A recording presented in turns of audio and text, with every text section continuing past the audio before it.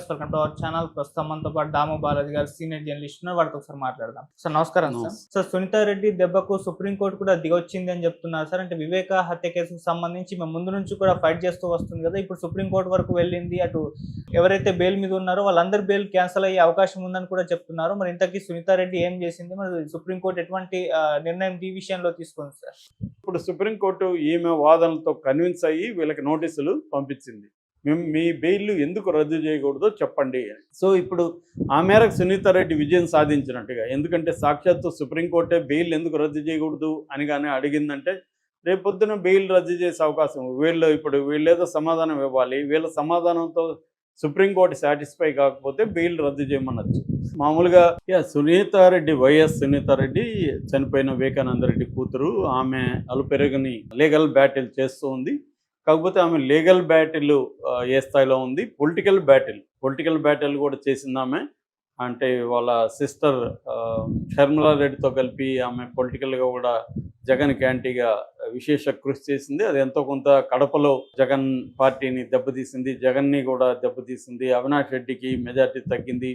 ఇవన్నీ కూడా సక్సెస్ అయింది. కాకపోతే ప్రాబ్లం ఏంటంటే ఈ ప్రభుత్వం, కూటమి ప్రభుత్వం వచ్చి 10 నెలలైనా కూడా ఆ కేసు ముందుకెళ్ళట్లేదు. ఆ కేసుకు సంబంధించి ఎటువంటి సీరియస్ పరిణామాలు జరగట్లేదు. ఏదో కొంతమందిని అప్రూవల్గా మార్చడానికి ట్రై చేస్తున్నారు.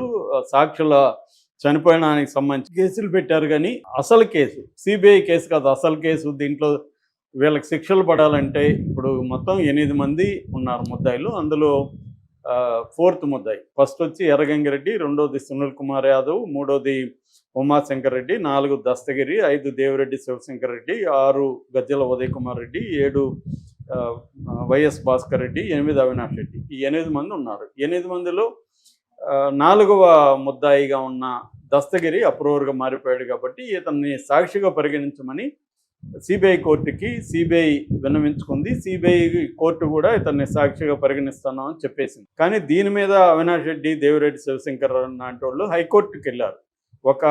తానే మర్డర్ చేశానని ఓపెన్గా చెప్తున్న కిరాయి హంతకుడు, పైగా అతను డబ్బులు తీసుకొని హత్య చేశానని చెప్తున్న అతన్ని మీకు అప్రూవర్గా మారాడని చెప్పి అతన్ని సాక్షిగా ఎలా మారుస్తారు అనేది హైకోర్టుకి వెళ్ళింది. హైకోర్టు కూడా ఇదే ప్రశ్నని సిబిఐకి కోర్టుకి అడిగింది. సిబిఐ కోర్టు మరి ఇంకా రిప్లై ఇచ్చిందా లేదా, దీని ఫర్దర్ ఏందనేది ఇంకా మనకి క్లారిటీ రావట్లేదు. కోర్టులో ఉంది పెండింగ్. ఏదేమైనా అతన్ని పక్కన పెడితే 7 మంది ముద్దాయిలు ఉన్నారు. ఆల్రెడీ 2 ఛార్జ్షీట్లు వేసేశారు. అనుబంధ ఛార్జ్షీట్లు కూడా అనేకం అయిపోయింది. 2 ఏళ్లకు ముందే సుప్రీంకోర్టు డెడ్లైన్ పెట్టింది సిబిఐకి ఫైనల్ ఛార్జ్షీట్ వేసేసి ట్రయల్కి రమ్మని. కానీ సిబిఐ 2 ఏళ్ల తర్వాత కూడా అక్కడే ఉన్నట్టుగా మనకు కనబడుతుంది. ఈ మధ్యలో పరిణామాలు వచ్చి నేను ఇందాక చెప్పినట్టుగా, ఒకటి సాక్షులు అందరూ ఒక 6 మంది అనుమానాస్పదంగా మృతి చెందారని దాని మీద ఒక సిట్ లాంటిది కూడా వేశారు. దాన్ని సిట్టు విచారిస్తుంది. రెండవది ఈ దస్తగిరి మీద దాడులు జరుగుతున్నాయని దస్తగిరి కేసు పెట్టాడు. మూడవది అవినాష్ రెడ్డికి బెయిల్ క్యాన్సిల్ చేయాలి, మిగతా వాళ్ళకి బెయిల్ క్యాన్సిల్ చేయాలని ఈమె సునీతా రెడ్డి ఎప్పటి నుంచో పిటిషన్లు వేస్తుంది. దస్తగిరి కూడా వేశాడు పిటిషన్. అవినాష్ రెడ్డి వల్ల నాకు ప్రొటెక్షన్ లేదు, భయం ఉంది, అందుకని Avinash Reddy, Bhaskar Reddy petition bail cancel చేయండి అని దస్తగిరి కూడా వేశాడు. నెక్స్ట్ సునీల్ కుమార్ యాదవ్, ఇతను 2వ ముద్దాయి. సునీల్ కుమార్ యాదవ్ కూడా అప్రూవర్గా మారుతున్నట్టు అర్థమవుతుంది. అతను ఈ మధ్యకాలంలో జగన్ క్యాంటీగా మాట్లాడడం మొదలుపెట్టారు. హత్య అనే ఒక సినిమా వచ్చింది. అది ఇప్పటి వరకు ఏంటంటే ఈ వివేకానంద రెడ్డి మీద వివేక్ అనే ఒక సినిమా వచ్చింది. అదేమో కంప్లీట్గా జగనే గొడ్డలతో నరికినట్టుగా, జగన్ డైరెక్ట్గా ఇన్వాల్వ్ అయినట్టుగా ఆ సినిమా చూపించింది. అది ఎలక్షన్ ముందు వచ్చింది. దాని తర్వాత హత్యని ఈ మధ్య సైలెంట్గా ఓటీటీలోకి వచ్చింది. ఆ సినిమాలో సునీతారెడ్డి, వాళ్ళ భర్త నర్రెడ్డి రాజశేఖర రెడ్డి, వీళ్ళిద్దరే వాళ్ళ వివేకానంద రెడ్డిని చంపించారు అన్న వెర్షన్ని అది క్యారీ చేసింది. ఈ సినిమాలో ఇద్దరు, అంటే ఒక సునీల్ యాదవ్, ఈ సునీల్ యాదవ్ వాళ్ళ మదర్తో మిస్బిహేవ్ చేశాడు వివేకానంద రెడ్డి, అందుకనే అతను చంపడానికి వచ్చాడనేది ఒక వెర్షను. రెండో వెర్షను ఇతను మన ఉమాశంకర్ రెడ్డి, 2వ ముద్దాయి ఉమాశంకర్ రెడ్డి వాళ్ళ భార్యతో మిస్బిహేవ్ చేశాడని, అతను వచ్చాడని, ఇవన్నీ కూడా ఈవెన్ దస్తగిరి కూడా చెప్పాడు. అదే సినిమాలో పెట్టారు వాళ్ళు. కానీ దస్తగిరి మీద ఏం మాట్లాడని సునీల్ యాదవ్ ఈ సినిమాకి యాంటీగా మాట్లాడాడు, కేసు కూడా పెట్టాడు. ఈ సినిమా ప్రొడ్యూసర్ డైరెక్టర్ల మీద కేసు కూడా పెట్టాడు. సో అతను ఒకడు అప్రూవర్గా మారే అవకాశం కనిపిస్తుంది. సో ఈ నేపథ్యంలో సుప్రీంకోర్టు నిన్న justice Sanjiv Khanna single bench అనమాట, జస్టిస్ సంజీవ్ ఖన్నా సుప్రీంకోర్టులో ఈమె బెయిల్ రద్దుకి, ఈ 7 మంది బెయిల్ని రద్దు చేయండి అని సుప్రీంకోర్టుకి వెళ్ళింది ఈమె. ఈవేళ అడ్వకేట్ కూడా మన సిద్ధార్థ లోత్రాని. సో ఈమె ఆర్గ్యుమెంట్ ప్రకారం ఏంటంటే వీళ్ళు బెయిల్ మీద బయట ఉండడానికి లేదు, బయట ఉండడం వల్ల సాక్షులు చనిపోతున్నారు అనేది ఆమె వెళ్ళింది.